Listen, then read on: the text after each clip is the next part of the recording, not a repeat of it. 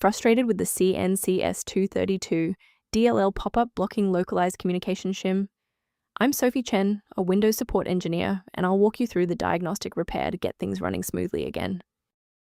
Before we start the detailed troubleshooting for CNCS 232, you can try the official utility to assist with system-level review. This is the CNCS 232, a localized serial communication RS-232 module, specifically designed for CNC, computer numerical control, machine controllers. It manages the localized bit-level data transfer and localized handshake logic for automated hardware. Now let's apply the fix by reinstalling the shared system library. Since CNCS 232, DLL is a third-party dependency belonging to the localized communication shim toolkit, performing a fresh installation of your host application where you receive the error is the only way to ensure the library is correctly placed. Should the file remain missing after a reinstall, we need to ensure that the operating system is forced to re-index its shared library paths. A simple restart can resolve file-in-use errors that mimic a missing CNCS 232 message. It's a low-effort step that ensures your operating system starts with a clean execution stack. Don't forget to bookmark the video or give it a like before you restart. It's the fastest way to jump right back into this tutorial after the reboot. If you're still stuck after the reboot, stay with me. We're going to try a more targeted approach now. You can pause the video whenever you need to follow along.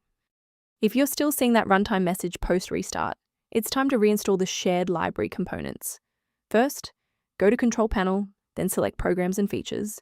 Second, find every Microsoft Visual C Redistributable, 2005 through 2022. Third, right-click each and select Change, then select Repair. If that fails, download the latest all-in-one VC++ redistributable package from Microsoft's website. Please note that for DLL files with numbers, the number tells you which version to repair. For example, 120 equals 2013. I want to share a quick best practice that will help you avoid security complications in the future. Remember that manual replacement of CNCS 232 DLL is highly risky.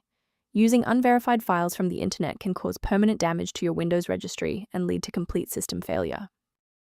Rather than managing individual dependencies, a comprehensive diagnostic can help you maintain the entire software environment. The link below provides access to a professional maintenance resource for reviewing CNCS 232 related system data. If this fix repaired CNCS 232 dependency issue, please like the video and subscribe to stay informed on maintaining a secure and stable PC.